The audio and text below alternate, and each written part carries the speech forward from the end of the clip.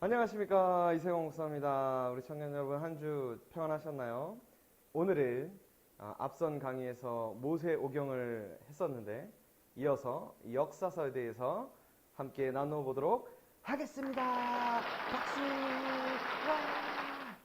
네, 오늘도 변함없이 재미있고 은혜스럽고 또한 정말 쉬운 하나님의 말씀을 함께 나눠보도록 하겠습니다. 자, 모세 오경에 대해서 앞서서 우리가 다시 한번 짧게 요약을 하면은 창세기, 출애굽기, 레위기, 민수기, 신명기에 이르는 5개의 책을 가지고 모세 오경에 대해서 살펴봤는데요. 천지를 창조하고, 그죠? 그리고 아브라함을 통하여서 하나님의 언약의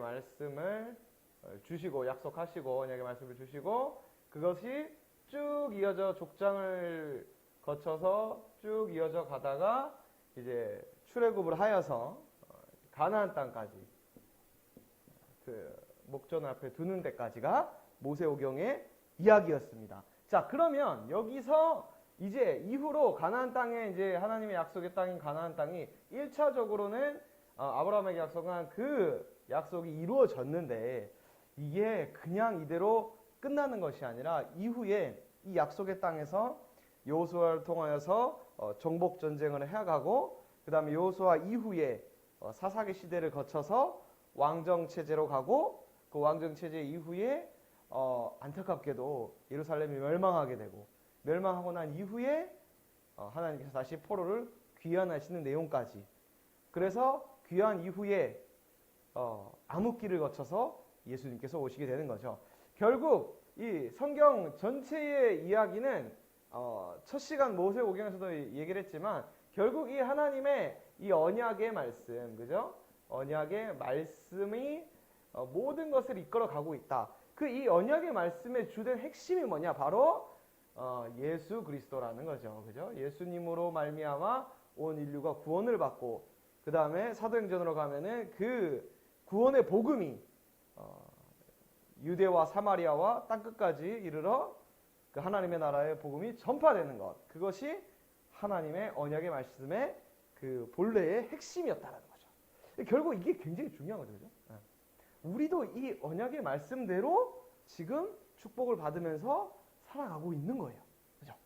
그렇기 때문에 결국에는 이 이후에 있는 이 역사서는 이 하나님의 언약의 말씀이 또 어떻게 성취되어 가고 그 가운데서 우리가 하나님의 말씀을 들었을 때와 하나님의 말씀을 듣지 않았을 때 어떻게 되느냐.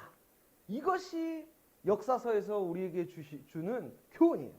자, 그 역사서에 들어가기 앞서서 우리가 가장 하나 딱 살펴봐야 될 말씀이 있어요. 그럼 뭐냐면 바로 다시 한번 지울게요. 지우고 여기서 가장 중요한 건 뭐냐면 이제 가나안 땅을 목전 앞에 두고 이스라엘 백성들에게 모압 평지에서 이스라엘 백성들에게 모세가 설교를 한단 말이죠. 근데 그 신명기의 말씀 가운데 이제 신명기 말씀을 다시 주는데 거기서 28장을 보면은 이게 뭐냐? 이게 복과 화의 선포를 하십니다. 복과 화를 선포한다. 이게 무슨 말이냐? 이 복과 화를 선포했다. 그러니까 결국 뭐예요? 너희가 이제 뭐 창세기부터 뭐 시작해도 어쨌든 간에 쭉 해서 아브라함을 거쳐서 그죠? 출애굽을 하고 그죠? 지금 가나안 땅 앞에까지 왔잖아요. 자, 그랬을 때 이 모든 이 흐름을 다 이끌어가는 게 바로 하나님의 말씀, 언약의 말씀이었단 말이에요. 자, 너희가 이 말씀을 순종하면 복을 받고 뭐겠어요 그러면? 여기는 불순종하면은 어떻게 돼요? 화를 당할 것이다. 조금 그 성경 표현대로 저주죠, 저주. 이게 화가 뭐냐면 이게 저주입니다, 저주. 저주를 선포합니다. 그러니까 결국에는 그런 거죠. 이 신명기 사관이라고 하는데 신명기 사관, 신명기적 관점이에요. 이 신명기에서 말하는 율법의 관점은 뭐냐면 하나님의 말씀을 순종하면 복을 받고 불순종하면 저주를 받는다. 이게 역사에서 그대로 나타납니다. 여러분들. 자, 보세요. 역사서 개관이니까 자세한 내용 말고도. 자, 이 이후에 무슨 책으로 이어져요? 여호수아. 여호수아는 뭡니까? 여러분들. 여호수아는 제일 유명한 거. 여리고. 그렇죠. 여리고 사건. 이 여리고 사건도 보면 너무나 우리가 잘 알고 있는 말이지만 사실 이 여리고는 5,000년 이상 된 도시예요. 그러니까 인류 역사에 있어서 가장 오래된 도시. 막 이스라엘 백성들이 출애굽할 때는 철기 문명도 아니고 진짜 뭐라 그럴까? 맨손으로 밖에 싸울 수 없는 그런 오합지졸의 사람들이 당시 이 5,000년 된 성벽 문화와 철기 문명을 가지고 있는 이 여리고를 이긴다는 건 이건 있을 수 없는 일이거든요. 그러니까 이 여리고를 어떻게 점령해요? 싸워서 이깁니까? 아니에요. 하나님의 말씀대로 어떻게 해요? 성을 7바퀴 돌죠. 그죠? 하루에 한 바퀴씩 7일을 돌고, 아니 6일을 돌죠. 6일 7일 도는 거 맞는데 6일을 돌고 마지막 7일날 7번 돌아요. 하루에 한 번씩 돌고 7번 돌고. 그랬을 때 성이 무너지죠. 그래가지고 하나님의 말씀대로 순종했더니 이 정복할 수 없는 여리고를 정복한 거예요.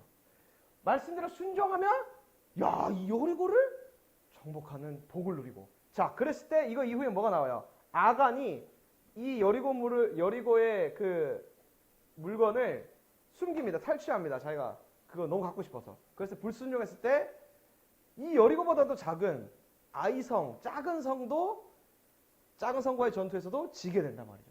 결국 이 여호수아는 뭐냐면요. 여호수아의 지도자로 말미암아 순종하는 삶을 살았더니 복을 받았다라는 게 여호수아예요. 자, 그랬을 때 여호수아가 마지막에 말년에 뭐라 그러냐면 이제 자기가 이제 임종을 앞두니까 이 이스라엘 백성들이 불안한 거예요. 여러분들, 우리 이 믿음의 우리 부모님들 정말 도시락 싸매 들고 부흥회 한다 그러면은 심리도 마다 않고 그냥 가가지고 막 애들 막 이렇게 기저귀 이렇게 이래가지고 막 흙에 앉혀놓고 코찔찔이 이거 빵도 못 먹는 코찔찔이 앉아놓고 이게 부흥회 이렇게 막 비 오면 비 맞아야 돼 막 그런 데서 부흥회 하는 그 열정이 있던 그 믿음의 세대들이 이 말씀에 순종했단 말이에요. 그 복을 받았단 말이에요. 근데 우리가 자꾸 다음 세대가 위기다 이런 이유가 뭐냐면 우리가 그걸 경험해보지 않은 거야. 그러니까 여호수아도 이 세대가 이제 이 출애굽 세대들이 이제 다 가면 이 놀라운 이적들을 베풀었던 이런 경험을 하지 못했다는 다음 세대들이 오면 믿음의 다음 세대가 돼야 되는데 믿음의 다른 세대가 된다. 다른 세대가. 그래서 그게 뭐냐? 그게 바로 사사기라는. 사사기 시대 뭡니까? 여러분 설교 시간에 말했죠? 사이클이 있어요. 이제 여기서 살다 보니까 좋은 거야. 그죠? 좋은 거니까 뭘 해요? 우상 숭배를. 그죠? 죄를 범하죠. 죄를 범합니다. 그래서 어떻게 돼요? 하나님이 징계를 하십니다. 이방 나라로 하여금 그죠? 징계를 쳐들어오게 만들어요. 그럼 뭐예요? 회개하죠. 하나님 잘못했어요. 그러면 뭘 보내요? 사사를 보내시는 거예요. 사사를 보내셔서 뭘 하신다고요? 구원을 베풀어 주시는. 그런데 이게 또 사사가 죽으면 또 그걸 잊어버리고 죄를 범해요. 이게 사사기의 사이클입니다. 이게 300년 동안 일어나요. 300년. 그죠? 그건 뭐예요, 이거? 불순종하였더니 저주를 받았다. 화를 당했다. 라는 게 사사기의 그 내용입니다. 결국 뭐냐? 그러니까 모세경을 통하여서 이제 쭉 가다가 하나님의 언약의 말씀을 가다가 이렇게 하나님이 너희들이 약속해주고 너희들이 출애굽시켜서 복을 받아서 가나안 땅에 들어가게 됐는데 만약에 너희가 구원받은 너희들이 하나님의 말씀에 순종하면 복을 받는 거고 아니면 저주를 받는다라고 하나님이 말씀하셨단 말이에요. 그게 그대로 이루어진 거예요. 결국에는 어떻게 돼요? 이거 신명기 말씀에 나와요. 신명기 말씀대로 28장 읽어보면 이방 나라들에게 끌려가서 너희가 저주거리가 될 거라는 그런 말 그대로 나중에 멸망을 당하게 된단 말이에요. 그 사사기 다음은 뭐예요? 그 다음에 왕정 체제로 간단 말이에요. 그죠? 근데 왕정 체제인데 여기서 요 두 개를 다시 한번 조금 비교해 줄게요. 여기 조금 인물 중심으로 한번 살펴볼게요. 이게 참 인물로도 이게 표현이 돼요. 여러분들 이게 한 어떤 백성들의 한 공동체만에 적용되는 게 아니라 개인에게도 적용했다는. 이게 참 그래요. 봐봐요. 자, 사사기에서 이제 사무엘 상하, 열왕기 상하, 이제 역대기는 또 포함되는 거니까 똑같은 역사니까 그 역사서까지만 볼게요. 열왕기 하까지. 그러니까 남유다까지 완전히 멸망당하는까지. 자, 그러면 다 이게 뭐냐면 처음에 이 마지막 이제 사무엘상 들어갈 때 사무엘이 들어가요. 사무엘이 들어가고 엘리라는 제사장이 등장해요. 이게 딱 그거예요. 뭐예요? 하나님의 말씀에 순종한 사람, 순종하였더니 복받은 사람, 불순종해가지고 저주받은 사람, 엘리지. 그러니까 사무엘 집안의 가문과 엘리 집안의 가문을 이렇게 비교해요. 이게 사무엘상 읽어보면 엘리 집안의 얘기를 했다가 사무엘 집안 얘기를 했다가 사무엘 얘기를 했다가 그래요. 엘리가 제사장 그 사사 역할을 제대로 못 해가지고 막 아들들이 막 하나님 앞에 불손한 제사를 드리고 그죠? 그 하나님 앞에 그 봉사하는 그 성막에서 봉사하는 여인들을 막 겁탈하고 막 이러는 일들이 막 일어나요. 그러니까 저주를 받게 돼요. 결국에는 그죠? 블레셋에 의해서 이 당시에 다윗까지 가죠. 다윗 뭐 그 이후로까지 계속 괴롭혀요. 다윗 이후로까지 이 블레셋이라는 나라가 굉장히 많이 괴롭혀요. 블레셋이라는 나라가 이스라엘을. 이 블레셋에게 그 완전히 패하게 됐다는 걸 소식을 듣고 엘리가 이제 쇼크를 받고 뒤로 넘어져서 목뼈가 부러져 죽게 되죠. 사무엘이 그 다음 마지막 사사가 되는 거죠. 자, 이러한 인물적인 사람들만 봐도 이러한 하나님의 말씀을 순종하면 복받고 불순종하면 저주를 받는다라는 신명기 사관의 역사가 그대로 개인에게도 적용이 된다라는 거죠. 자, 그 다음이 뭐예요? 이 다음에 뭐예요? 이건 사사 시대에서 이제 왕정 체제로 가는 이제 사무엘 상까지, 사무엘상, 뭐 사무엘 하까지도 갈 수도 있죠. 까지 가는데 왜냐면 요게 이제 다음이 이제 다윗이 연결되니까. 자, 이 격변의 시대에 다음으로 넘어가는 게 뭐냐면 이렇게 딱 넘어가는 게 뭐예요? 이제 왕정 체제로 가는 거예요. 자, 이 왕정 체제에 대해서는 제가 따로 한번 설명을 드릴게요. 나중에 이거 자세히 할 때.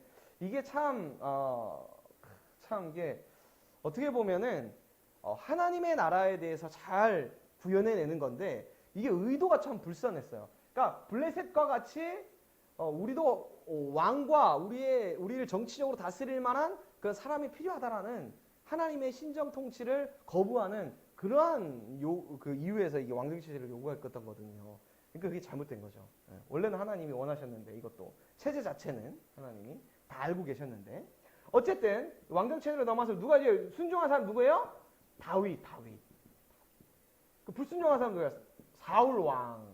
사울 왕이 불순종해서 저주받죠. 그래서 이게 극명하게 대비하잖아요. 가을 읽어보면은 사무엘 하기까지 극명하게 이 두 명을 대비합니다. 결국 그 신명기 28장에서 말씀한 하나님의 말씀 너희들에게 너희들을 구원하여 주고 축복하여 주고 너희들을 가나안 땅으로 인도한 나 여호와 하나님의 말씀을 듣고 순종하면 복을 받고 불순종하면 저주받는다는 그 역사가 그대로 이루어지고 있다는 거죠. 결국 이거는 성경의 이야기만은 아니에요. 그죠? 물론 예수 그리스도로 말미암아 우리가 구원을 받은 사람들이지만 우리가 구원받았다고 해서 우리 마음대로 사는 게 아니죠. 구원받은 사람은 당연히 어떻게 해야 돼요? 하나님의 백성이 됐으니까 다시는 이제 죄의 종으로 살면 안 되는데 우리는 구원받았음에도 하나님의 말씀대로 살지 않으면 우리도 그 하나님의 복을 누리지 못한다는 거예요. 그것이 이 역사서가 주는 의미예요. 자, 그래서 이후에 다윗 이후에 솔로몬으로 넘어가고 왕이 이제 왕정 체제로 가는 거니까 이제 왕상, 왕하가 나가는 거예요. 여기도 마찬가지예요. 이제 솔로몬 왕 이후에 솔로몬이 이제 그때 제가 전체 개관할 때 말씀드렸지만 솔로몬이 하나 결정적으로 잘못한 게 뭐냐면 이방 여인을 끌어들인 거예요. 이방 여인을 끌어들인 게 왜 이게 정치적으로는 아주 지혜로운 거였지만 이게 왜 잘못됐냐면 이방의 우상까지 같이 들어오는 거예요. 그러니까 결국 우상 숭배를 함으로 말미암아 하나님이 징계를 해서 나라가 둘로 나눠지게 되는 거죠. 그래서 북이스라엘과 남유다로 나눠지게 되는 거죠. 결국 남유다는 북이스라엘과 남유다는 둘 다 하나님의 말씀대로 순종하면 복을 받아야 되는데 불순종했기 때문에 둘 다 이건 아수르에 의해서 멸망을 당합니다. 멸망. 꽝. 그 다음에 남유다는 바벨론에 의해서 멸망을 당하게 되는 거죠. 그 이야기가 열왕기 하까지가 다 나오는 거예요.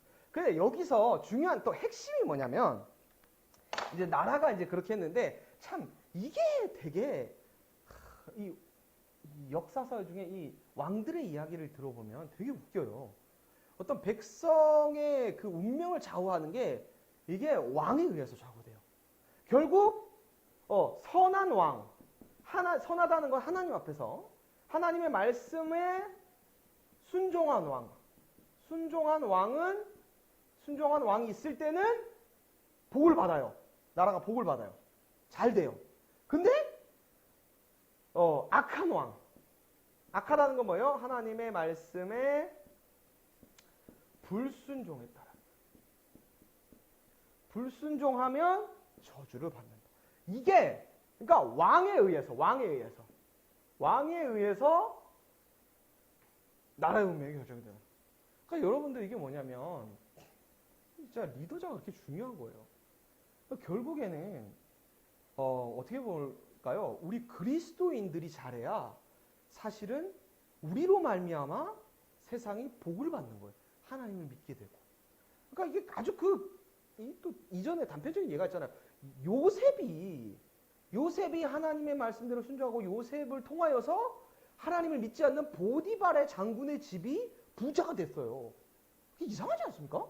아니 왜 하나님을 섬기는 요셉이 잘했는데 요셉이 부자가 돼야지. 그 집의 섬김을 받았던 안 믿는 보디발 장군의 집이 복을 받았다고요. 자, 그러면 뭐예요? 우리 그리스도인들을 통해서, 그죠? 영적인 리더인 우리 그리스도인들을 통해서 안 믿는 사람들이 복을 받는 거예요. 말 그대로 여러분들이 또 리더들 가운데 크리스천의 리더들을 통하여서 많은 사람들이, 믿음의 사람들이 복을 받게 돼요. 반대로 내가 하나님 앞에 리더로 쓰는 만큼 이런 엄청난 책임이 있다라는 거예요. 순종하면 복 받고 그렇지 않으면 저주. 그러니까 저도 굉장히 청년부를 생각할 때마다 두렵고 떨리는 마음이 있는 거예요. 이 리더자의 위치 자체가 주는 이런 엄청난 역사적인 상황을 받아 엄청난 책임이 있다라는 믿음의 책임. 그래서 그걸 좀 생각을 하면서 우리가 이 역사서를 통해서 살펴보면 좋을 것 같아요. 자, 결국에는 이렇게 멸망을 당하게 되고 마지막으로 부록과 같이 그 역대상하를 설명하고 제가 마치도록 하겠습니다.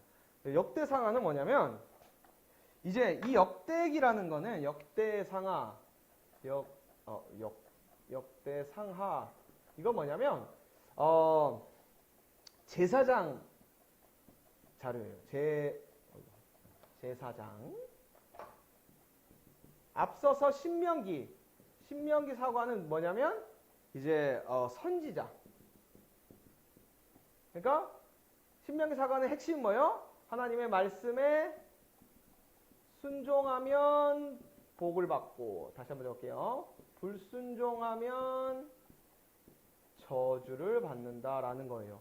자, 그런데 이러한 것 때문에 결국 멸망을 당했어요. 멸망을 당했잖아요. 근데 자, 멸망을 당한 상태에서 포로로 있는 이스라엘 백성들에게, 남유다 백성들이죠. 엄밀히 말하면 남유다 백성들에게 희망이 없는 거예요. 자, 그랬을 때 이 제사장들이 하는 역할은 뭐냐면 백성을 위로하는 역할이에요. 그러니까 이 포로로 70년 후에 너희를 회복시킬 것이다라고 하나님이 말씀으로 약속하셨거든요. 결국에는 제사장들을 통하여서 그 제사장들의 사람들이 이 남유다 백성들을 위로하는 거예요. 우리가 회개하고 70년이 다 참 우리를 회복시키실 것이다. 그래서 이 열왕기 상하를 다시 재해석하는 거예요. 어떠한 면에서요? 제사장적 관점에서 어떻게 하면 하나님께서 우리에게 그러한 회복의 약속을 하셨는가? 얼마나 우리 이스라엘 백성들에게, 남유다 백성들에게 필요한 건 뭐예요?